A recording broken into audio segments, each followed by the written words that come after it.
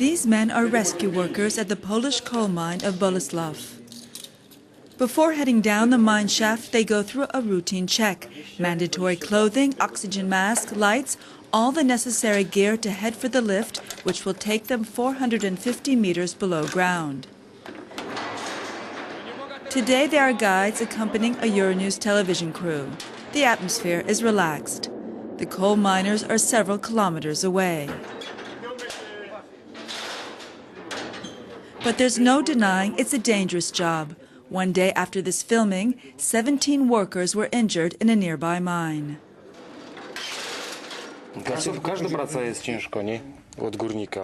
Every job is hard, but the most difficult is when we prepare the gallery.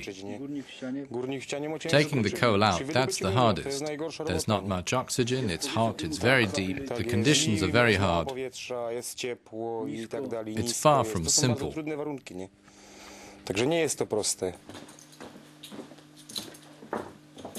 But it's also a job which risks disappearing, but not because it's dangerous. Poland is at an environmental crossroad. It produces close to 95% of its energy from coal, and yet as a member of the European Union, it committed itself last year to the EU climate change package. That includes a call for a 20% reduction in CO2 emissions by 2020.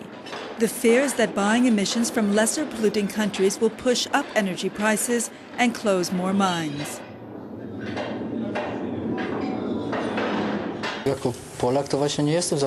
I'm not in favor of the climate change agreement as a Pole. I think our emissions quota should be raised. They've talked about closing the mine before. We know what that means. Fear of losing our jobs. Everything's tied together. Nothing is simple. The Bolesław coal mine is 230 years old and one of the oldest in Poland. It's located near the southwestern city of Katowice in Poland's Silesia region, an area known for its abundance of coal. Poland is proud of its coal mining history, which dates back to when Silesia was part of the Kingdom of Prussia.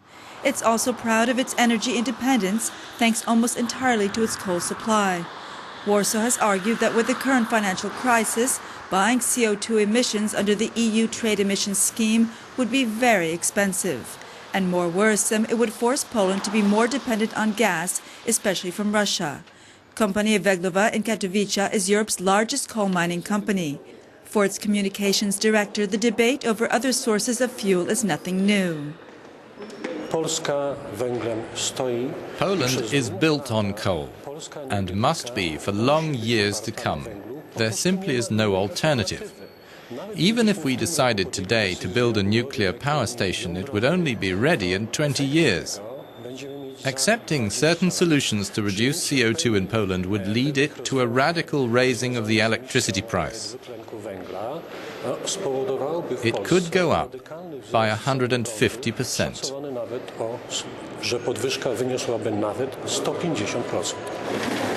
Just 2 weeks ago, Kompania Węglowa announced its plans to increase production.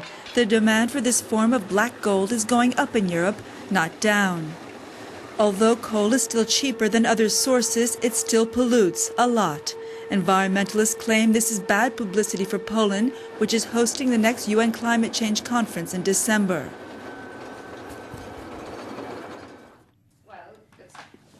Ewa Jakubowska from Greenpeace blames a lack of political will and not the financial crisis. We disagree totally with the government, who is saying that the rise of the prices of energy will be really steep. There are independent studies which say that they will not rise more than 30%. Plus, the government will get a lot of money into our national budget from the emission trading so that they can somehow reimburse the people on the energy prices. Coal companies obliged to buy EU emission allowances will pass on the cost by charging consumers more. On that income by 2013, Warsaw looks set to reap as much as €5 billion per year through increased taxes. But the government has yet to say how it will redistribute this money, and trade unions are skeptical. At Poland's most famous union, Solidarity, Kazimierz Grazerek worries about the social impact. Coal will no longer be competitive and companies could either close or relocate. Jobs will be lost, he says, but not just in Poland. Pakiet klimatyczny nie jest problemem Polski. The Climate Pact is not a Polish problem. In its present form, the Climate Pact is a European Union problem. We want the European Commission to sit down with the unions. When we show them that going through with it will mean burying around 800,000 jobs throughout the EU, not only in Poland, what's the European Union going to say?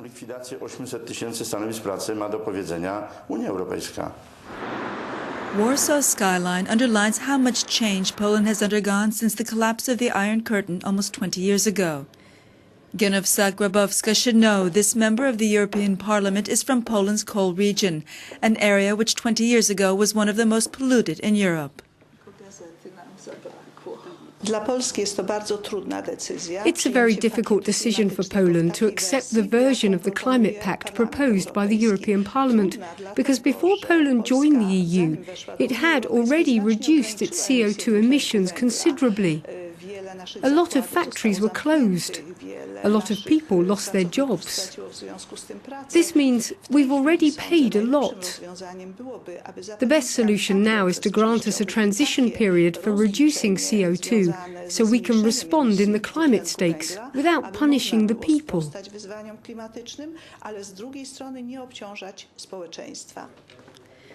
Back near Katowice, Tomasz Masyn is finishing up his day as a museum guide some 350 meters below ground. It's an old coal mine named Guido after the Prussian aristocrat who founded it. The museum is filled with old photographs. It also shows how horses were lowered down the shaft to work the mines. It was the last time they would see daylight.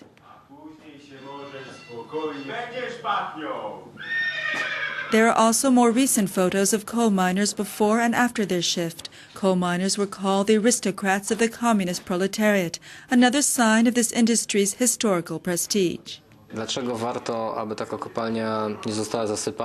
is it worth it to keep this mine rather than destroy it? That's a good question. We have to keep answers to hand here in Silesia. The industrial heritage is all around us. It links us to the past, to our parents, grandparents and great-grandparents. Although coal may still be king in Poland, there's a tacit understanding that its reign will someday have to end, either through other forms of energy or new technology which will allow CO2 to be stored safely underground.